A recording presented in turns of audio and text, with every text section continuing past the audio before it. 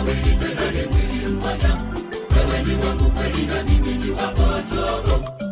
I love you, mpenzi wangu. I need you siku zote. I love you.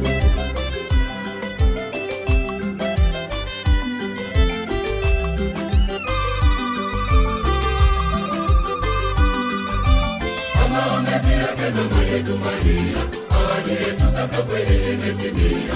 Popote uendapo tutakuwa pamoja. Mungu ametuunganisha mimi na wewe.